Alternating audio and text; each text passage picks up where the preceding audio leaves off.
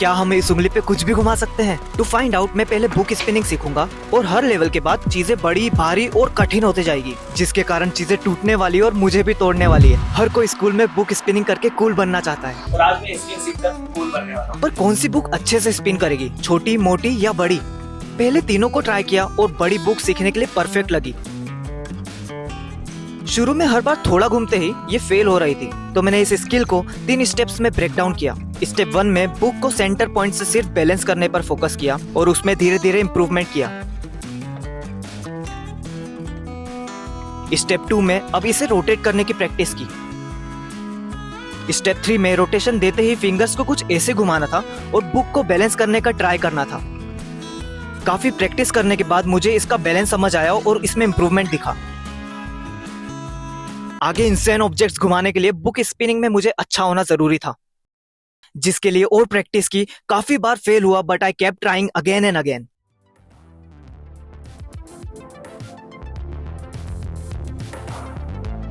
और घंटों प्रैक्टिस के बाद मैं इसे हर बार कंफर्टेबली घुमा पा रहा था।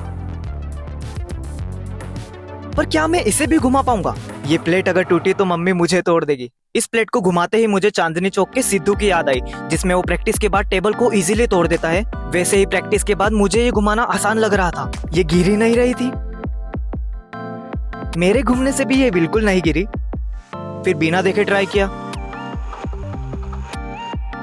और फिर उछाल कर भी देखा, पर ये प्लेट बहुत ज्यादा स्टेबल थी और शायद एक बिगिनर को प्लेट से सीखना चाहिए। अगली लेवल में मैंने सबसे बड़ी रिस्क ली। अगर ये गिरा तो मैं टूट जाऊंगा, मेरा लैपटॉप, और फर्स्ट अटेम्प्ट में ही इसने मुझे हार्ट अटैक दे दिया। तो मैंने इसे सॉफ्ट सरफेस पे घुमाने का डिसाइड किया और फिर ट्राई करते ही मुझे थोड़ी होप मिली। काफी बार फेल हुआ, इम्प्रूवमेंट तो था बट अनइवन शेप के कारण फिंगर्स में पेन हो रहा था। But on the next attempt this happens. Finally laptop spin कर रहा था, which was looking so good. Even तो मेरी फिंगर्स इसे ज्यादा देर तक नहीं घुमा पाई, पर मेरा लैपटॉप सेफ था। अब नेक्स्ट लेवल हेवीएस्ट होने वाली थी, जिसका वेट एक फिंगर को ऑलमोस्ट तोड़ सकता है। अ व्हाइट बोर्ड जिसे हर बार उठाते ही गिर रहा था। 3 फिंगर से भी ये इम्पॉसिबल लग रहा था। उंगलियां दुख रही थी। देन वियर्डली उंगलियों को प्लेस करके स्पिन करा और मैं फेल हुआ, पर अभी भी उम्मीद थी।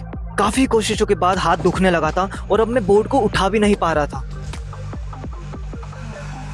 फिर मैंने एक फिंगर को कुछ इस तरह थंब और दूसरी फिंगर से सपोर्ट दिया, जिससे इम्प्रूवमेंट दिखा। मैं इसे स्पिन करवा पा रहा था, पर मुझे और देर तक स्पिन करवाना था। तो मैंने फिर शुरू किया। शुरू में थोड़ा अनस्टेबल था और फिर स्टेबल हुआ। ये काफी पेनफुल था but I kept going. Finally I was doing it और ये डेफिनेटली बहुत कूल लग रहा था।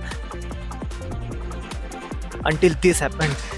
Unfortunately ये बोर्ड थोड़ा सा टूट गया था, but level 75 was finally completed. Level 95 में क्या मैं अभी तक के बिगेस्ट ऑब्जेक्ट को घुमा पाऊंगा? ये बोट लाइट वेट थी पर काफी अनस्टेबल थी। इसे स्पिन कराना बहुत मुश्किल था।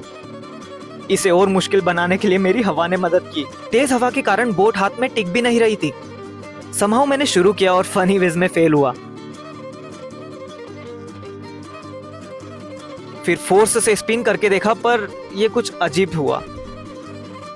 इसे उल्टा करके ट्राई किया बट स्टिल फेल्ड। पता नहीं क्यों इस बोर्ड को सर पर घुमाया और खुद को मार लिया।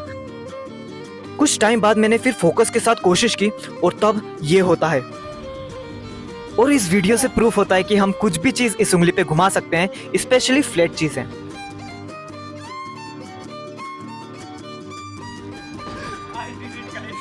क्या हम स्फीयर चीजें भी घुमा सकते हैं? Comment if you want video on this.